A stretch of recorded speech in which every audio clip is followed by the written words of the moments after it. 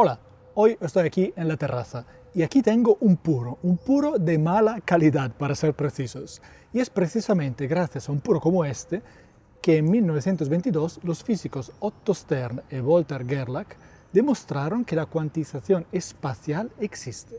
Es decir, que los átomos no pueden orientarse siempre en el espacio en cualquier dirección, sino que a veces solo pueden orientarse en direcciones específicas permitidas. Ahora vemos qué significa eso.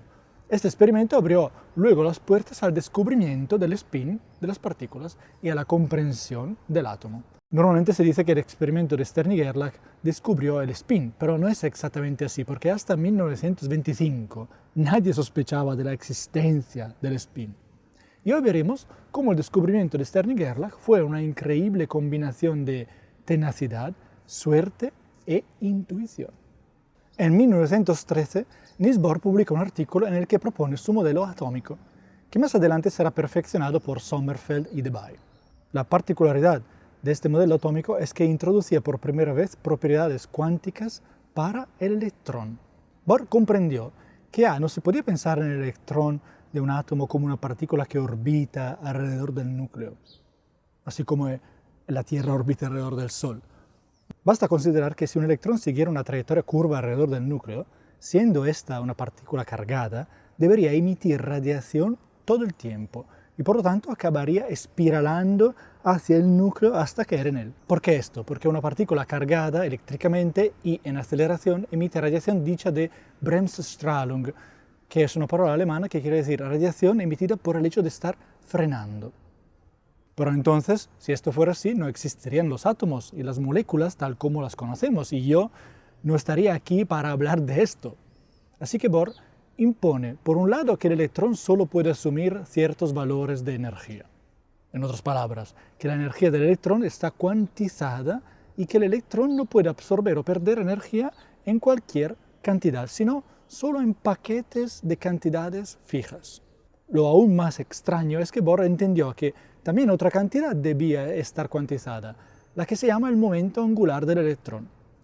¿Qué significa eso? Aquí va una regla sencilla, llamada la regla de la mano derecha, que resulta útil en muchos aspectos en la naturaleza. Imagina la Tierra girando alrededor del Sol describiendo una órbita elíptica. Podemos usar la mano derecha para representar este movimiento alrededor del Sol.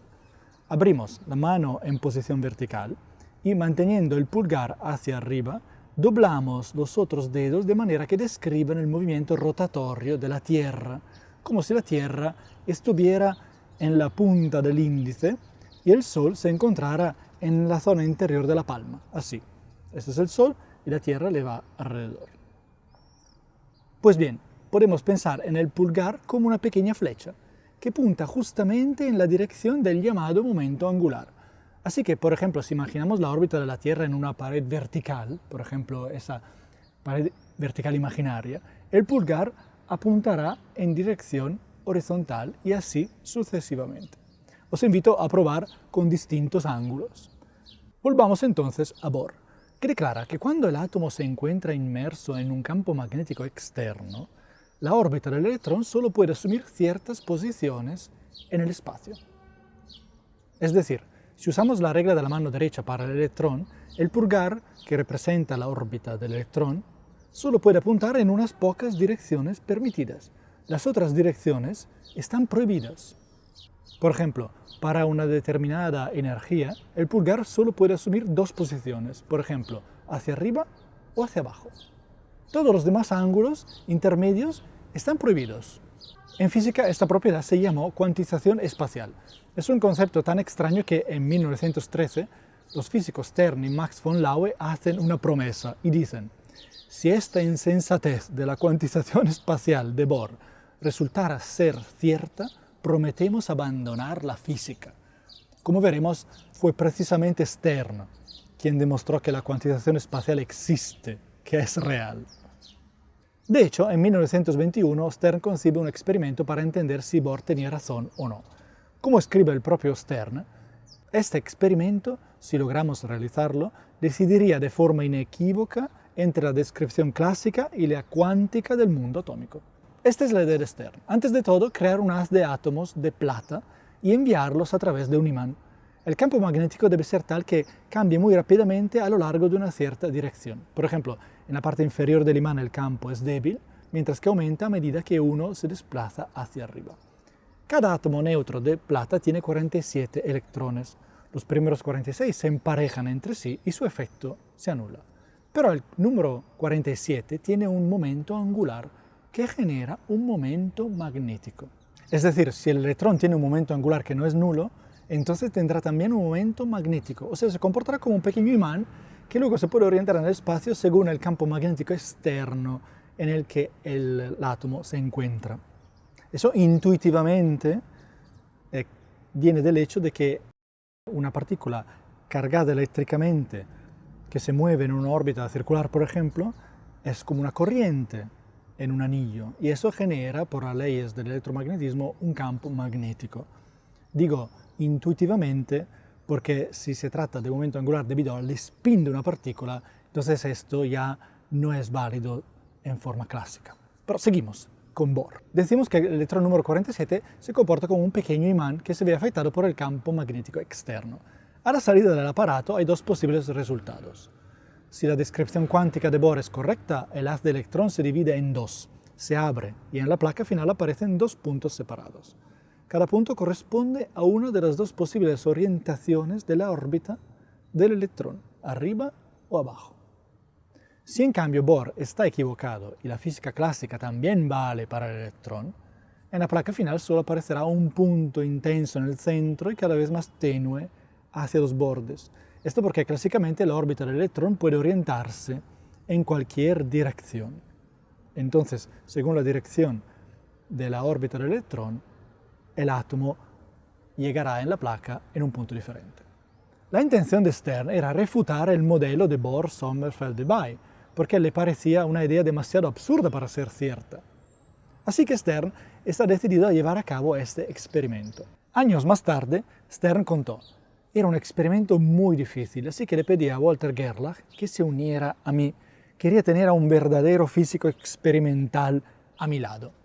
Y Gerlach recuerda en un artículo: un día Stern viene a mí y me pregunta: ¿tú sabes qué es la cuantización espacial?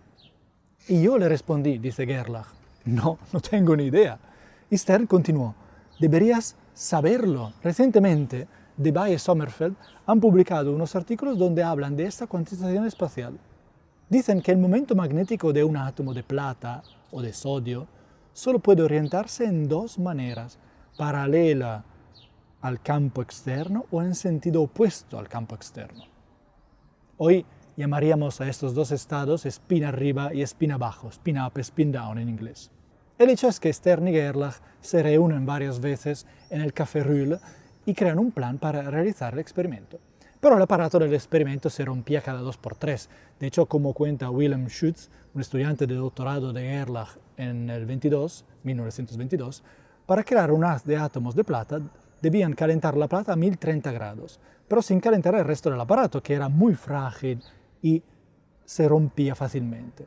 Por ejemplo, las bombas de vacío tenían partes de vidrio muy frágiles.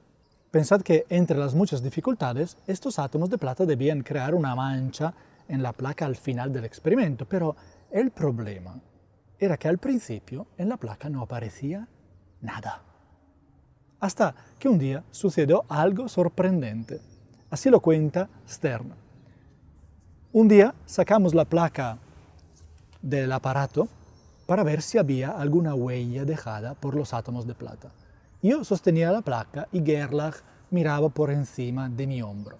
Mientras observábamos la placa, vimos literalmente aparecer la traza sobre ella. Después entendimos qué había sucedido. Como yo, continúa Stern, era profesor asistente, mi salario era bajo y no podía permitirme puros de buena calidad. Así que me compraba puros de mala calidad, que contenían mucho azufre. Mientras sostenía la placa en la mano, exhalaba fumo sobre ella. Y esto convertía poco a poco la plata en sulfuro de plata, que tiene un color negro. ¿No os parece increíble que por pura suerte y una serie de coincidencias, el humo de un puro de mala calidad revelara la imagen sobre la placa? Imaginad a Stern sosteniendo la placa con una mano y más abajo el puro con la otra.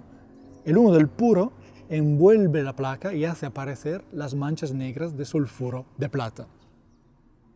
Sí, porque recientemente algunos físicos reprodujeron el experimento de Stern-Gerlach utilizando también puros de mala calidad que contienen mucho azufre. Y descubrieron que no era tanto el humo emitido por Stern a revelar la placa, sino el humo que salía del puro que Stern tenía debajo de la placa. Así, desde ese momento, Stern y Gerlach introdujeron un nuevo paso final en el experimento en el que revelaban la imagen sobre la placa gracias a la formación de sulfuros, un verdadero proceso de revelado fotográfico. Sin embargo, a pesar de la euforía, tras varios meses el experimento seguía siendo muy difícil y a comienzo de 1922, Stern y Gerlach se reencontraron en Gotinga para discutir qué hacer y decidieron abandonar el experimento. Fin del juego. Pero Gerlach lo intenta una última vez la noche entre el 7 y el 8 de febrero de 1922. Por la mañana, como recuerda su estudiante de doctorado Wilhelm Schütz, el día era espléndido, con aire fresco y nieve recién caída por todas partes. El estudiante llega al laboratorio y encuentra a Gerlach lleno de entusiasmo, a punto de revelar la imagen de la placa, la última, porque ya habían decidido abandonar. Gerlach y Schütz aplican el proceso para revelar la placa y con gran sorpresa ven que el haz de átomos de plata se había dividido en dos, justo como predecía el modelo cuántico de Bohr-Sommerfeld-Debye. Fueron enseguida a hacer una microfotografía, como se decía en la época. Hoy le hemos hecho una foto. Y Gerlach envió inmediatamente dos mensajes. El primero fue un telegrama a Stern diciendo «Bohr tenía razón, después de todo». Y el segundo fue una postal para Bohr, con la fotografía del haz dividido en dos, y en la que decía «Adjuntamos la prueba experimental de la cuantización espacial. Nos felicitamos contigo por la confirmación experimental de tu teoría». En la fotografía enviada a Bohr se veía cómo los átomos de plata se concentraban en un único punto cuando el campo magnético externo estaba apagado y cómo en cambio se dividían en dos en presencia del campo. Espero que esta historia entre física e historia te haya gustado. Si aún no estás suscrito o suscrita a mi canal, es el momento perfecto para hacerlo. Chao y nos vemos pronto en un nuevo episodio de Física en un clic.